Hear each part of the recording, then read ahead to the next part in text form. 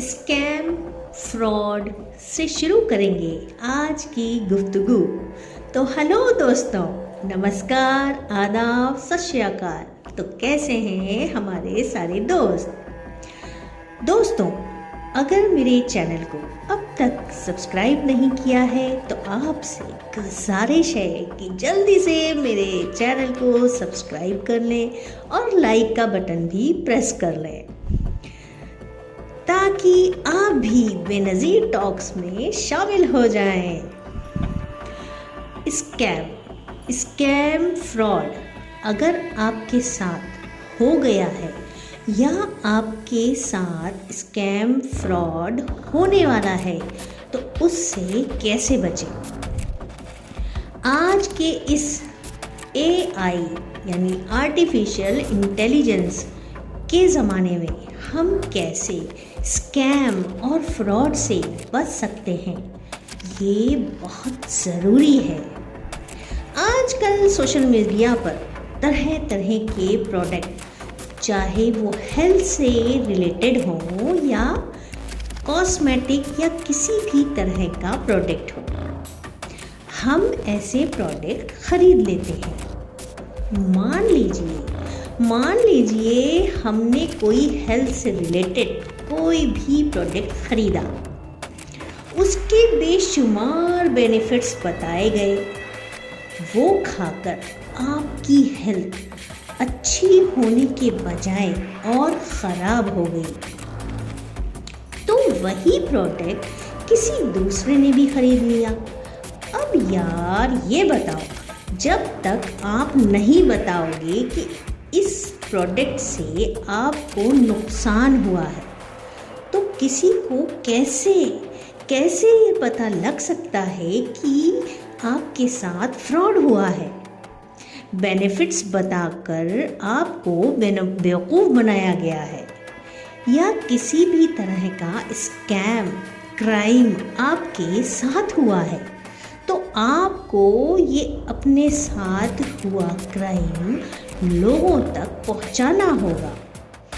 मेरे ख्याल से हमारी यानी आपकी, हमारी, हम सब की ये जिम्मेदारी बनती है कि हम सबको ये बताएं जो हमारे साथ गलत हुआ है। आवाज़ उठाओ कि आपके साथ ये क्राइम हुआ है, आपके साथ गलत हुआ है। जिसने आपके साथ ये फ्रॉड किया है या कुछ भी गलत किया है, उसकी पता है सबसे बड़ी ताकत पावर ये है कि वो ये जानता है कि आप किसी से कुछ नहीं कहेंगे।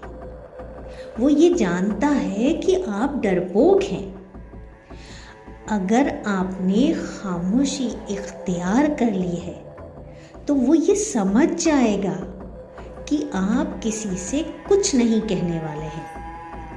इसलिए आपको अपनी खामोशी तोड़नी होगी और आपके साथ हुए स्कैम को लोगों तक पहुंचाना होगा ताकि लोग जाने कि आपके साथ क्या हुआ है, यानी क्या गलत हुआ है। जैसे आजकल ट्रेंडिंग में बहुत स्कैम हो रहा है। कोई भी आता है और उसके ज़रिए की गई अर्निंग दिखाता है अपनी।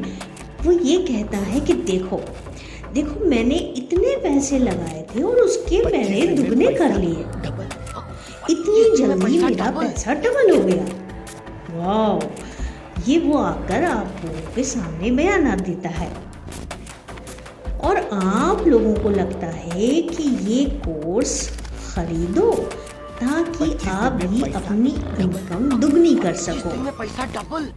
अब क्योंकि बेरोजगारी के चलते हमारा जो यूथ है ऐसे स्कैम में बहुत जल्दी फंस जाता है। यार, उसको ये सब इतना आसान लगता है और वो इधर उधर से या अपने दोस्तों से या फिर अपने पेरेंट्स को मना कर उनसे पैसे मांगता है। उनको भी यही कहता है कि बहुत जल्द 2 गुना पैसा कमा लूँगा मैं जल्दी से, और वो कोर्स खरीद लेता है। जबकि उस कोर्स के टर्म्स एंड कंडीशंस अलग अलग होते हैं। होता ये है कि चाहा कुछ, किया कुछ, और जब तक समझ में आया उसके साथ हो गया स्कैम, यानी फ्रॉड हो चुका होता है। अब उस वक्त या तो कुछ यूथ डिप्रेशन में चले जाते हैं और कुछ अपनी बुरी किस्मत कहकर खामोश हो जाते हैं। सोचते हैं मेरी किस्मत में नहीं था। अक्सर पेरेंट्स भी ये कहकर खामोश कर लेते हैं, चलो बेटा कोई बात नहीं, जो होना था वो हो गया। यार ये क्या सही है? क्या हमें ऐसी धोखाधड़ी के खिलाफ आवाज़ नहीं उठानी चाहिए? पता है, ऐसे वक्त में फ्रेंड्स भी यही कहते हैं, यार छोड़, जो होना था हो गया यार, भूल जा उसको। मैं पूछती हूँ, क्या ये सही अप्रोच है?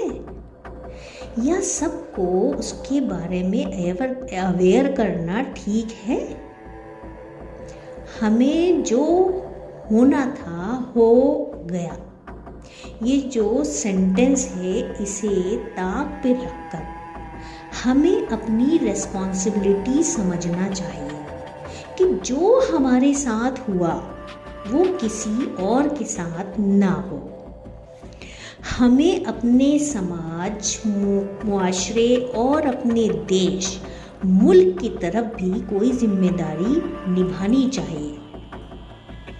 You need to be as powerful as you can and defend yourself. आपको लड़ना सीखना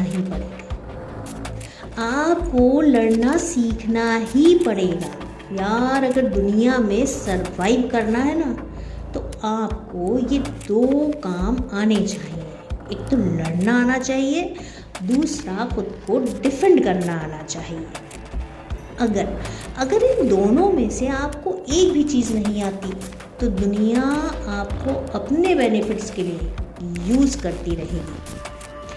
आप एक डोरमेट की तरह हो जाएंगे, कोई भी आएगा यूज़ करके चला जाएगा। अगर पहली दफ़ा आप खामोश हो गए, तो दोबारा आपके साथ यही होगा और होता रहेगा। आप एक डरपोक इंसान हो, तो इसलिए खुद को ऐसा बनाओ कि आपको कोई बेवकूफ़ ना बना सके यार। और अगर किसी ने आपको धोखे से बेवकूफ़ बना भी दिया है, तो आप उससे लड़ सके, उसका पर्दाफाश कर सके। पहली बार में ही आप उसे ऐसा सबक सिखाएं कि दोबारा उसकी या किसी की भी हिम्मत ही ना हो सके कि आपको धोखा दे या बेवकूफ़ बनाए। इसलिए बेनज़ीर की सलाह मानो या डर के मत जियो। ना तो किसी के साथ कुछ गलत करो और ना अपने साथ गलत होने दो। यार it's very important to understand ये आवाज़ उठाने की ताकत आती कहाँ से है। क्या कोई माँ के पेट से ये लेकर पैदा होता है? नहीं, ये सब प्रैक्टिस से आता है। पता है, छोटी छोटी लड़ाइयाँ लड़ने से ही हिम्मत आती है बड़ी लड़ाई लड़ने की।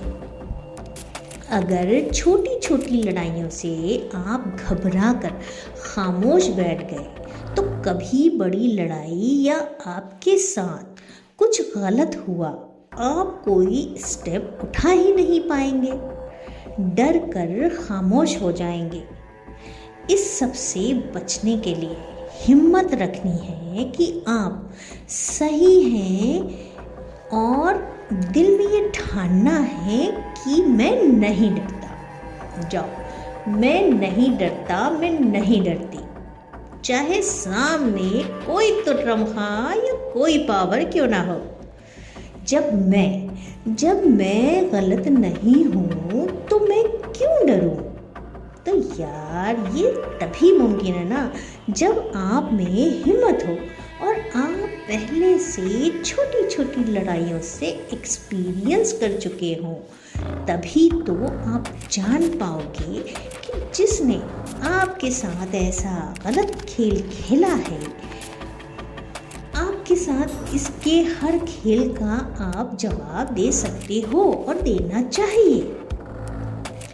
तो अब आपके साथ किसी भी तरह का स्कैम हुआ है तो आपको आवाज़ भी उठानी चाहिए। आप ये कर सकते हैं कि आप ईमेल के थ्रू करें। आप अपनी आवाज़ उठा सकते हैं कि मतलब ईमेल लिखकर आप भेज सकते हैं। अगर उसका जवाब नहीं आता है तो आप लेटर लिख सकते हैं। अब ये सोच लें कि बैठे मेरे कंप्लेन करने से क्या होगा। सिर्फ मैं कंप्लेन करूं और कोई कंप्लेन नहीं करे, कैसे एक्शन होगा, क्या होगा? अरे यार, कंप्लेन करने से ही एक्शन होता है। अगर ऐसी हिम्मत करके 4-5 लोग और कंप्लेन कर देते हैं तब तो एक्शन होगा ही होगा ना। कंप्लेन करने से आपका कुछ नहीं जाएगा, बल्कि यार आपको मिलेगा। मिलना एक बहुत ही अच्छी चीज़ है। बोनस, पैसा, प्रमोशन, सिर्फ यही मिलना नहीं होता है। आपकी सही और गलत की लड़ाई में आपकी जीत हुई। उस स्कैम के खिलाफ अगर आपने रिपोर्ट की और वैसी ही रिपोर्ट और 2-4 ने कर दी तो ये एक्शन लिया ही जाएगा और वो स्कैम फ्रॉड बंद होगा। तो इससे आपको जीत मिलेगी। और यार, जीत से बढ़कर कोई और खुशी नहीं होती है। तो इसी के साथ हमेशा अलर्ट रहें और इजाज़त दें अपनी दोस्त बेनज़ीर को। Defend yourself and take care of yourself. शुक्रिया। अल्लाह हाफिज़।